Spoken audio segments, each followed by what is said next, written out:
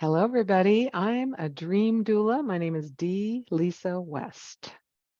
I am a relationship coach and psychotherapist, and my name is Christina Spatero. So glad to have you listening. Today, we're going to talk about the energy inside of houses.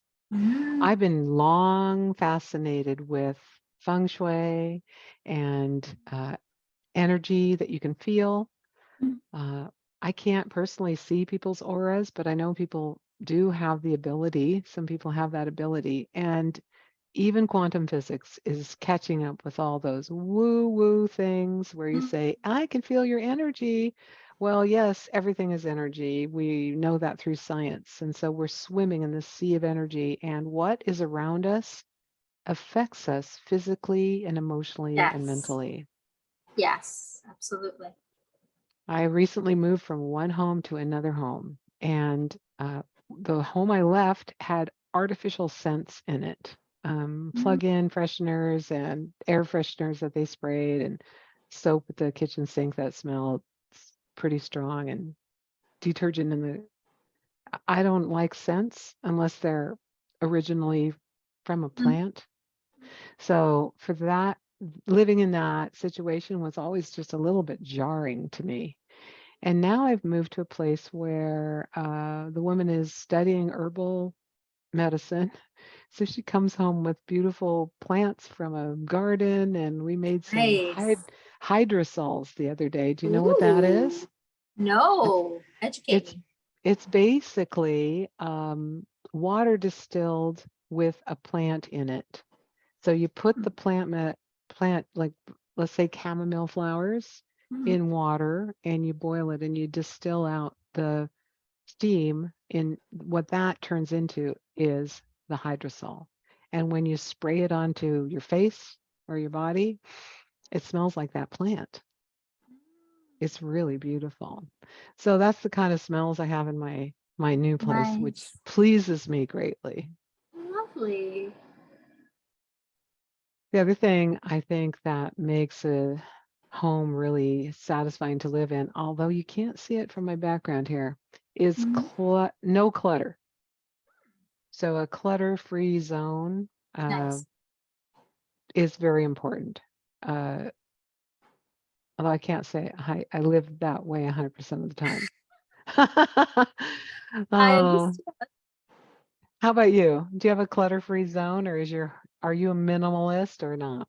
So when I first moved into my new place, it was more clutter free. But then as I started living in, you live. So I'm still always doing that battle of, okay, where do I find space? Because one thing Yeah. about New York is space is a premium, and we don't have a lot of storage space. So I'm trying to figure out. So I've become a minimalist just because I don't have any space for anything else. I understand. In when I lived in Seattle, I uh, had a 3-bedroom, 2-bath home, raised my kids there, and then I moved to my sweetheart's house where I didn't bring anything with me. I put the stuff I loved in Mhm. storage and moved into his place, where I pretty much just had a little bit of stuff in his house because when I decided to move out, it took me 4 hours to pack and 45 minutes to move out. So that tells you how much stuff I had to pack. Nothing. Right. And then I tried living really minimally. I thought, how small could I live? Could I live in a Mhm. 450 square foot apartment? The answer to that was yes, but it was pretty hard to get everything in there. I had an art studio with all my art Mhm. stuff, and everything else lived in my 450 square foot apartment. Then I moved into a 750 square foot apartment, and I could live there. I got it down to just the dishes I wanted to cook with, just the plates I wanted to eat on, one extra set of sheets and towels, and I was so proud of myself. But Oh, now I've collected some more stuff as life happens. right. So as I move from one place to another, I'm like, where's that going to go?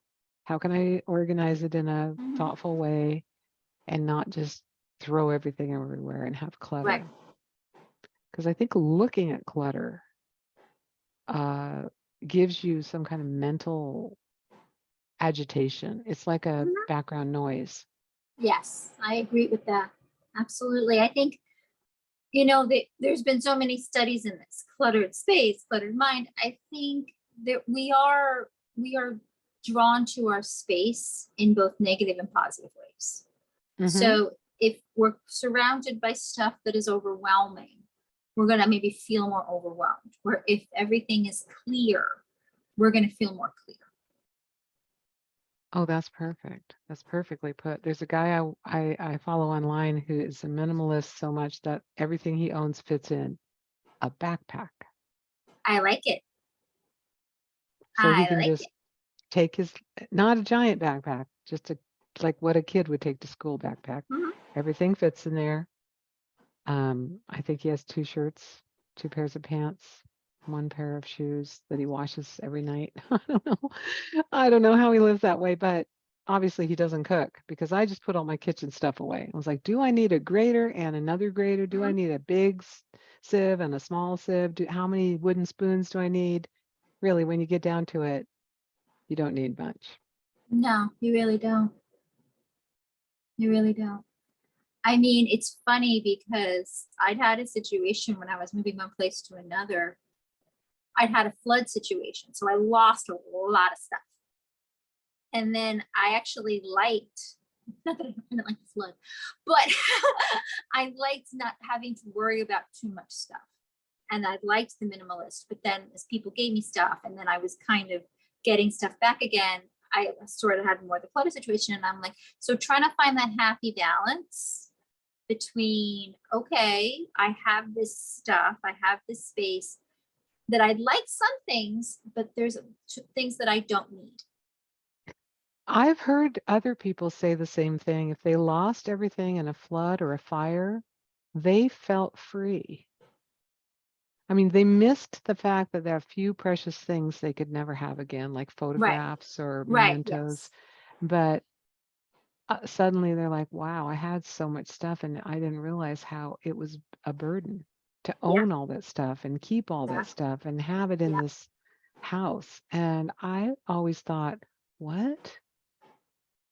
What are you talking about? You're happy that you lost everything? And I said, yeah. Yeah.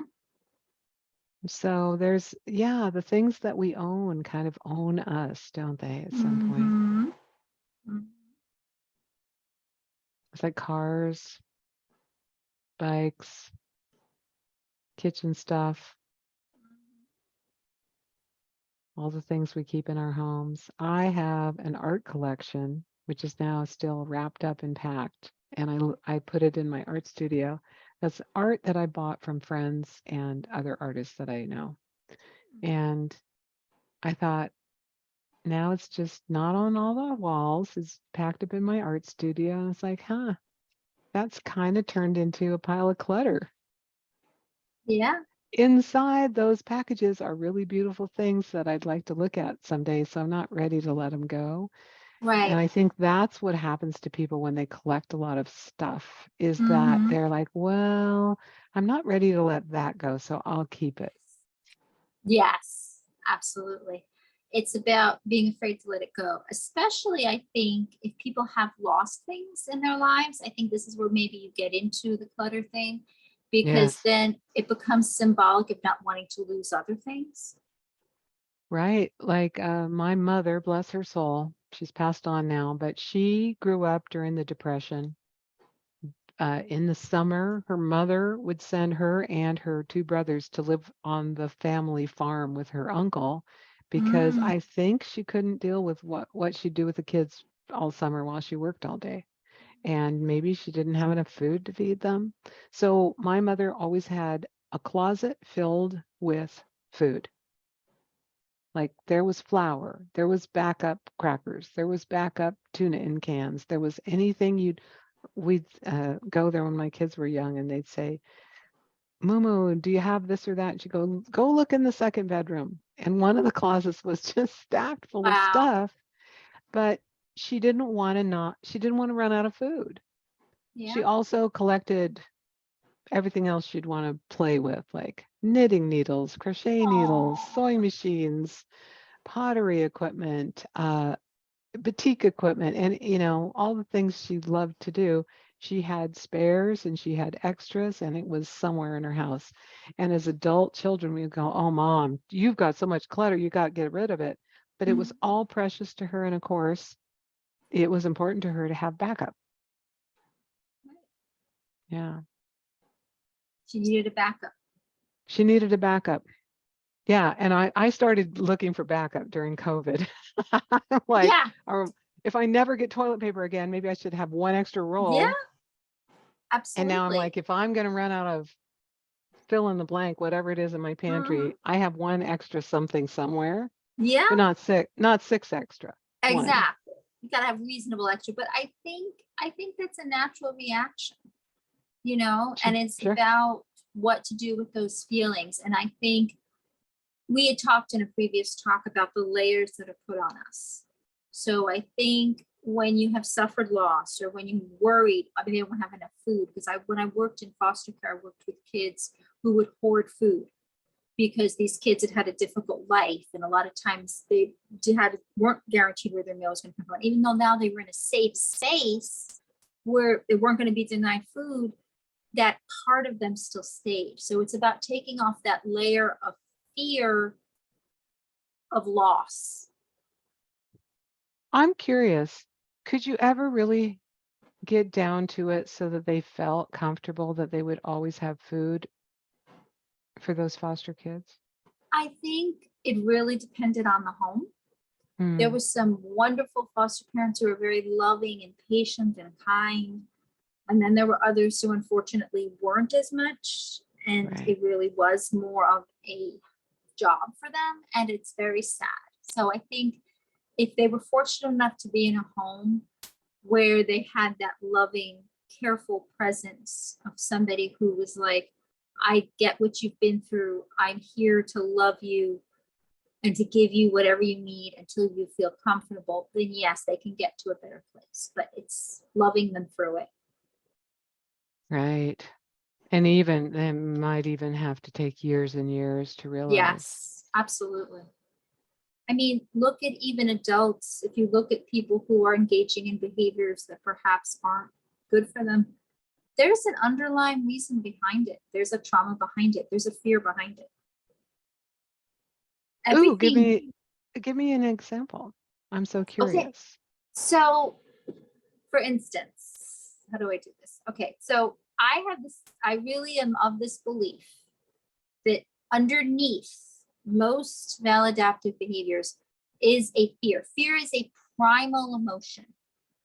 Okay. So when we fear, our minds have been conditioned, we need to stop whatever is going to cause us this in our minds danger. So for instance, fear of loss. So maybe somebody who, for instance, I've had people who I worked with who had been homeless at one time. So now when they were lucky enough to have a home, fear that they can lose that home at any time. So Right. that might be the person that puts everything they own in a backpack. So if they suddenly have to go, they can go. They've got their stuff. Or I suppose the other end of the spectrum and they turn into a hoarder. Yes, absolutely, 100%. Mm-hmm. I will never be without again. It goes back to the fear. It goes back to the I am worried, fill in the blank. Right. And so if someone's afraid of being left, they probably stay in bad relationships. Yes, exactly. Afraid to be Mm-hmm. alone, afraid of abandonment, putting up with things that aren't healthy for them, or they can go the other way and be afraid to commit. I will leave Sure. you before you leave me. Right. Yeah. I actually had that conversation with a boyfriend a long time ago. He's like, I Mhm. always leave before. He goes, yeah, I'm the one that breaks up. I got to be the one that leaves before someone else leaves me. I'm like, what? Okay. Thanks for the warning. Yeah, thanks for letting me know. Wow. Well, we're all just trying to do our best, Yes, we trying to are. take those layers off that we talked about in that other episode where Yes. we're just covering up, covering up, covering up, covering up to make ourselves feel safe. And then inside, our soul is longing to come out and be free. Absolutely. Yeah. Well, Christina, again, it's lovely to chat with you, and You let's too. talk again.